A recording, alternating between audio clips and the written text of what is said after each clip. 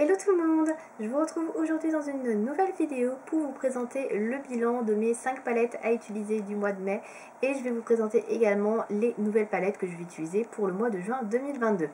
On va commencer tout de suite avec le bilan. J'avais sélectionné 5 palettes pour le mois de mai. Est-ce que j'ai porté toutes les palettes? Est-ce que je les ai portées plusieurs fois comme je vous avais dit que je le ferais, enfin que je souhaitais le faire en tout cas? On va le découvrir tout de suite. Alors on va commencer tout de suite avec la première palette que j'ai, qui est la plus ancienne je pense, c'est la Naked Smoky de Urban Decay, qui ressemble à ça. Donc je vous la présente rapidement. Je crois qu'elle n'est malheureusement plus trouvable, mais bon je suis pas sûre qu'il y a encore beaucoup de gens qui ont envie de se procurer ce genre de palette. Sait-on jamais. Alors comme je vous l'avais dit dans la vidéo de présentation, on peut dire ça comme ça, que j'allais certainement piocher que dans les mêmes couleurs, ça n'a pas raté, hein. J'ai fait des maquillages avec ces couleurs là et avec ces couleurs là, absolument pas avec toutes les couleurs foncées qu'il y avait, à part pour faire évidemment un petit trait de liner ou des choses comme ça. Donc j'ai vraiment utilisé que les couleurs les plus claires, les plus facilement portables pour le mois de mai. Je l'ai porté 2 ou 3 fois, je ne sais plus exactement, mais je l'ai porté 2 fois, c'est certain. Donc voilà. Donc c'est quand même une mission accomplie, même si effectivement je ne suis pas, je n'ai pas été vraiment dans d'autres couleurs plus foncées et je n'ai pas fait réellement des smokies avec cette palette, mais bon je m'en doutais. Voilà, je me suis maquillée assez rapidement et tout, donc du coup j'ai pris les couleurs les plus simples d'accès, on va dire. Donc voilà, pour ça c'est bon, le contrat est rempli. Alors je vais essayer de les poser un peu plus loin, parce qu'après j'ai les autres palettes à vous montrer. Ensuite, j'avais sélectionné la palette Huda Beauty, la Naughty Nude, donc la Naughty qui est sortie en 2020, je crois que c'est ça, ouais, je crois que c'est 2020. Je sais pas si j'ai les dates, non mais je crois que c'est 2020 de toute manière, donc voilà, donc c'est cette Naughty là, puisqu'il y avait une autre palette de nude qui était sortie l'année dernière qui est la Rose Quartz, mais ce n'est pas celle-là que j'ai. Donc j'avais sélectionné celle-ci que j'avais adorée quand elle était sortie et puis j'avais laissé un petit peu de côté puisque la Rose Quartz était sortie puis j'avais d'autres palettes à utiliser. Donc je l'ai utilisée quelques fois mais je ne l'ai pas utilisée plus que ça parce que c'est vrai que ils sont très ton sur ton toutes ces couleurs et j'ai l'impression de faire toujours plus ou moins la même chose, même si effectivement les fards qui sont un peu pailletés et duochrome sont très intéressants. Donc mais après effectivement ça manque un petit peu de fards changeants pour les fards mat et c'est vrai que je ne l'ai pas utilisé tant que ça. Je l'ai quand même utilisé au moins 3-4 fois je dirais, un peu plus que la Smoky, ça c'est sûr, mais c'est pas non plus la palette que j'ai utilisée non-stop ce mois-ci. Voilà, elle est sympa, j'étais contente de la réutiliser, il y a de très très belles couleurs qui sont très chouettes, mais c'est vrai que j'ai l'impression de faire toujours plus ou moins la même chose avec les fards mat et ça m'embête un peu. Voilà pour cette palette, donc c'est aussi mission accomplie. Ensuite, j'avais sélectionné la palette Sananas, donc la petite palette de Sephora Paupières, donc qui était sortie pour sa deuxième collaboration avec Sephora, donc qui est celle-ci, voilà. Je vous montre rapidement les couleurs.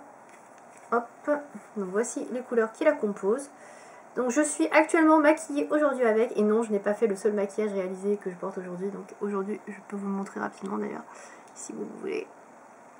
Donc j'ai fait un maquillage très très soft et très rapide. Hein. Je me suis pas pris la tête, j'ai fait un maquillage avec le Enchanted, un peu de Lumos en coin interne, je vais y arriver, et ça en banane et ça en rat-cils inférieur. Voilà, je me suis pas cassé la tête. C'est une super jolie palette, je l'aime beaucoup, mais c'est vrai que il manque peut-être de contraste au niveau des couleurs, on peut pas porter toutes les couleurs ensemble, etc. Mais sinon j'adore la qualité des fards et j'adore les couleurs choisies.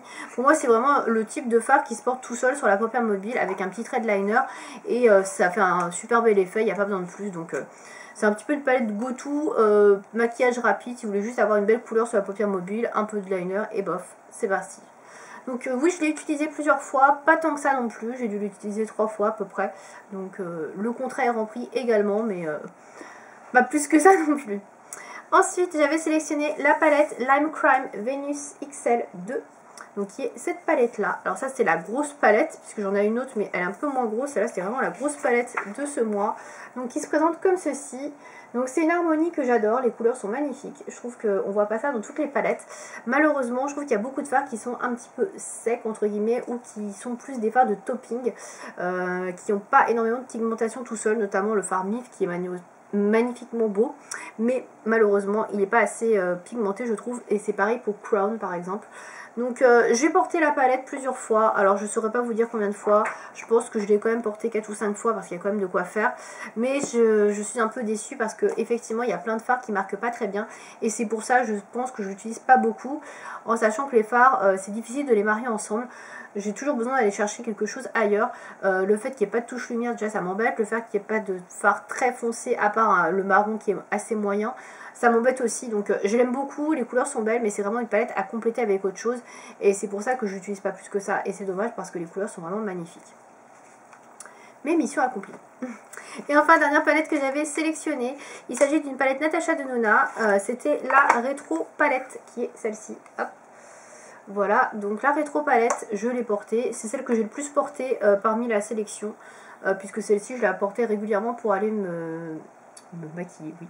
Pour aller travailler le matin. C'était une palette assez facile parce qu'il y a un fard neutre. Vous avez comme des fards de transition assez faciles à aborder. Puis c'est des fards qui restent certes dans les tons rosés mais qui restent très facilement portables.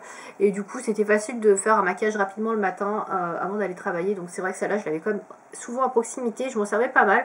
Donc très très cool de la retrouver. Vraiment une super palette. Je sais pas combien de fois je l'ai portée honnêtement. J'ai pas compté. Mais ouais, j'ai beaucoup apprécié la palette.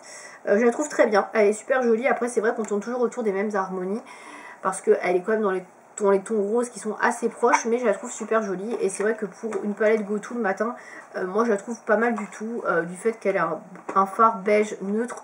Déjà ça c'est vraiment hyper important pour moi pour choisir une palette. Voilà, donc la mission est remplie et vous l'aurez compris bien évidemment puisque je vous ai montré la dernière palette. J'ai bien rempli ma mission pour ce mois de mai.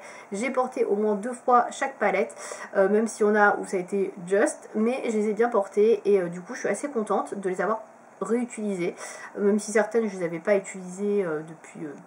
je les avais utilisées quand même assez récemment et là j'avais pas utilisé depuis très longtemps, notamment la Lime Crime. Mais ouais, je reste quand même un petit peu déçue sur la Lime Crime, mais je le savais hein, de toute manière, puisque ouais, il y a certains fards qui sont un peu sous-pigmentés pour moi et je trouve que c'est limité pour faire un maquillage total avec la palette. Mais bon, voilà, c'est le petit bémol de cette palette là. On va passer à la sélection de ce mois de juin. J'ai sélectionné également 5 palettes à utiliser. Alors j'ai pas fait de nouveaux achats, donc du coup je ne pense pas que j'en fasse également, je sais pas, on verra. Je crois pas qu'il y ait de nouveautés qui me plaisent plus que ça, donc au moins je serai pas trop tentée. Donc j'ai sorti une antiquité pour cette sélection du mois de juin. J'ai encore sorti une vieille palette Urban Decay, mais alors là c'est vraiment vieille de chez vieille. Cette palette a presque 10 ans, j'ai regardé sur internet, elle est sortie a priori en 2013. C'est cette palette-ci, la palette Amo de Urban Decay. Alors il s'agit pas de ma première palette Urban Decay, puisque c'est la palette Bambou que j'avais en premier, mais c'était pas loin, celle-ci je l'avais achetée.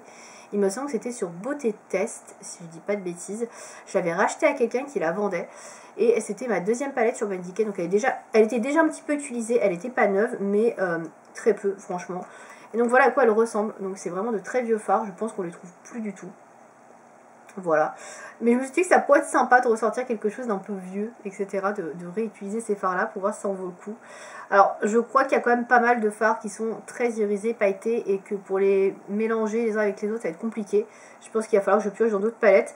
Mais voilà, j'ai trouvé ça marrant de ressortir une très très vieille palette, parce que celle-là, pour le coup, je ne l'ai pas utilisée depuis au moins 8 ans. Si c'est pas plus, hein. Honnêtement, ça date. Ensuite, j'ai décidé de prendre une palette de chez Catrice que j'avais dans le calendrier de l'Avent de l'année dernière et que j'ai pas trop portée, j'ai dû la porter une fois ou deux pour tester. C'est la Smart Beige, donc qui est cette palette là, donc c'est pas une palette de hyper bonne qualité.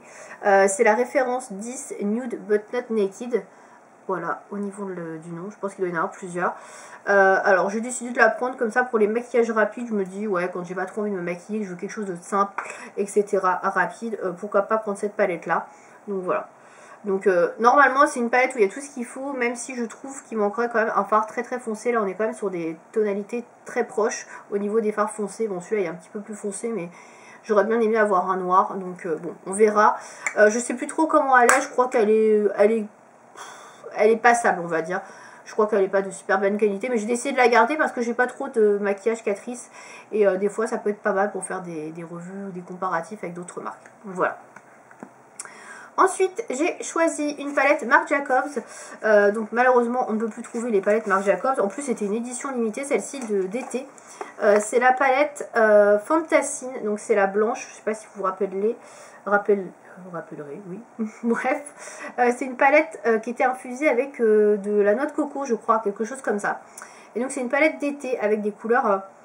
Bon, ça sent pas notre coco, des couleurs un peu estivales. Et c'est pour ça que je ne voulais pas sortir avant. J'avais pensé déjà il y a 2 ou 3 mois, mais je me suis dit, non, c'est pas vraiment la période pour porter ce genre de couleurs. Là, au mois de juin, l'été va arriver, il fait beau. Je pense que c'est vraiment les bonnes couleurs à utiliser. Et que là, j'aurais pas trop de soucis à utiliser ce genre de teinte. Donc voilà, je l'ai sélectionné pour le mois de juin, du coup. Donc c'est pas une palette que je porte beaucoup non plus. Parce que c'est plus pour moi une palette d'été. Voilà, tout simplement. Et je pense pas à la sortir. Donc ce sera l'occasion. Ensuite, j'ai sélectionné une palette que j'avais achetée en vente privée, en solde chez Sephora. Alors, je crois que c'était il y a 2 ans ou l'année dernière, je ne sais plus. C'est une palette de chez Black Up en collaboration avec Shine. Voilà. Donc, je crois que j'en avais fait une revue sur la chaîne, je suis plus certaine. Donc, c'est une palette où il y a également 2 blushs, mais je ne vais pas les porter. Donc, ils sont ici. Et sinon, c'est une palette relativement neutre, on va dire. Par contre, c'est plus pour les peaux assez foncées. Mais honnêtement, je peux la porter aussi. Hein. Ça me fera des maquillages un peu plus soutenus. Il y a de très jolies couleurs, notamment les fards irisés que j'avais beaucoup aimé dans cette palette. Mais c'est vrai que je ne l'ai pas utilisée depuis des mois. Donc, je me suis dit que ce serait pas mal de la réutiliser. Parce qu'elle est vraiment pas mal du tout. Franchement, elle est bien pigmentée. Donc, voilà. Ce serait cool de pouvoir la réutiliser un petit peu plus. Voilà, et la toute dernière palette que j'ai sélectionnée à utiliser pour le mois de juin, donc ça va être la grosse palette du mois, c'est la Natasha Denona en grand format. C'est pas le petit format que je vous ai montré avant dans la rétro, c'est le grand format. Celui-ci c'est la Biba palette que j'avais acheté je crois en début d'année dernière, et je l'ai pas mal utilisée au début et après pas tellement, donc là c'est vraiment le temps que je la ressorte. Donc c'est une palette qui est principalement mat. Je crois qu'il y a 2 ou 3 fards irisés que je regarde vite fait. 3, ouais. Il y a 3 fards irisés. Hop, j'essaie de vous les montrer. Voilà, voilà. Sinon, ce sont principalement des fards mat et dans des teintes chaudes. Alors je me dis que pour les beaux temps, le beau jour, tout ça, ça peut être pas mal de ressortir ce genre de couleurs. Il y a quelques couleurs froides ici, mais pas beaucoup. On est vraiment sur du chaud. Et surtout du mat. Donc j'avoue que le mat, c'est pas ce que je préfère. Mais bon, c'est quand même une belle palette, une grande palette. Et ce serait bien que je la réutilise. Donc voilà, je l'ai mis pour juin.